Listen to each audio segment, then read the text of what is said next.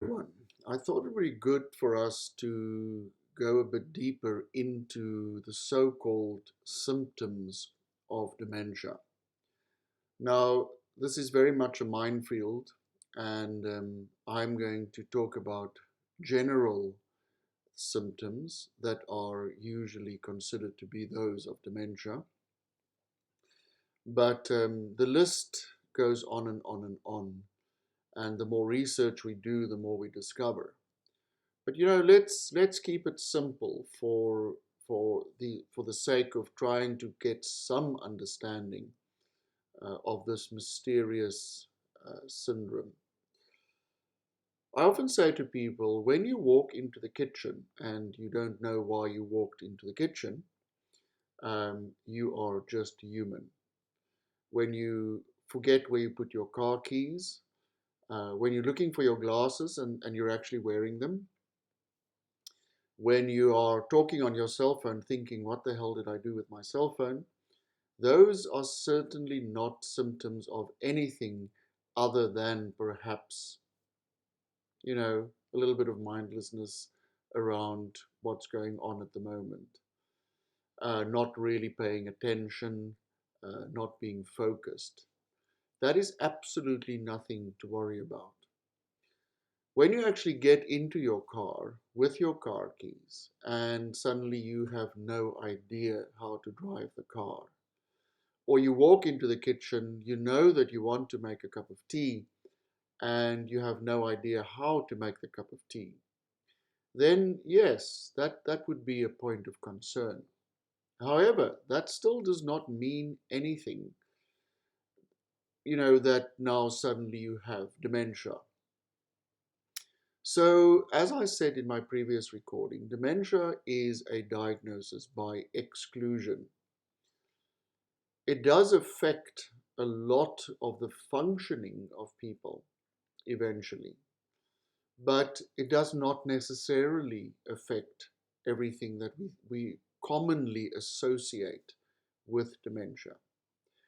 Now, the frightening thing is that when you are over 70 and you do have these so-called symptoms, and you go for a scan, they will find beta amyloid plaque, which is considered, one of the markers of Alzheimer's or dementia in your brain.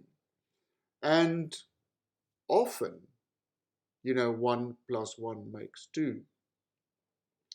That is again not necessarily the case. And for those of you who are interested, go and read the nun study that was done by Snowden in America, where it was found that many of the nuns, when they did an autopsy, many of the nuns had the signs, the physiological signs of the beta amyloid plaque and the protein tangles in their brains.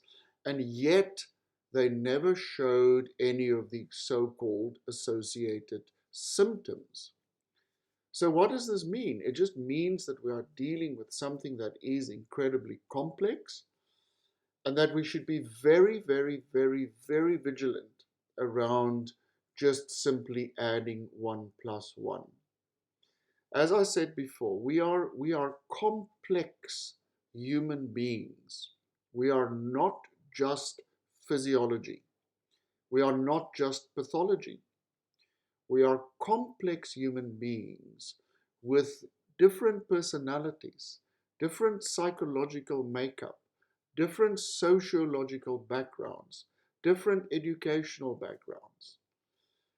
There's a lot of scientists out there that want to find common denominators, that want to reduce it to 1 plus 1 makes 2. And I think that is incredibly dangerous. The other thing is that I know very, very, very, very many people who live well with dementia. The fact that there are these signs in the brain, that there is atrophy, cognitive impairment, does not mean that the entire brain has now gone into mush. When we look at scans of the brain, we will see that in the early stages, the atrophy is minuscule. It is so minute. It takes very sophisticated equipment to find the atrophy. But the rest of the brain is intact. That means that we can grow new neurological pathways. We can create brain reserves. We talk about neuroplasticity. That means the brain has the capacity to grow new neurological pathways, to build reserves. I always make the analogy of a river. When there is a blockage in a river and there is enough water coming through the river, it will actually flush away that blockage. If the blockage is so big that it doesn't flush it away, it will form little rivulets around the blockage, but the water will flow.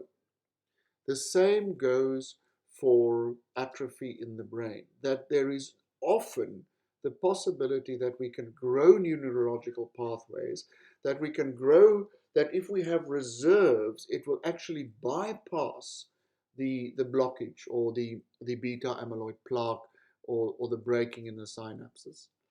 Our brain has got incredible capacity, and we never really know up to what point we can still build new capacity.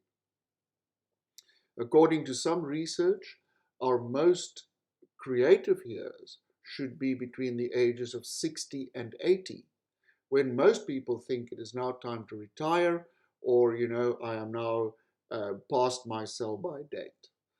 Well, with proper nutrition, with exercise, with building new brain capacity through learning something new, a new musical instrument, a new language, learning to paint, anything that can build brain capacity can still happen right up to the age of about 95 or 96, and only then should it really become difficult to learn new things. The thing is, if we take on the ageist projection of the world, we start going grey like me, people think grey equals stupid, redundant, retired, in fact, often retarded.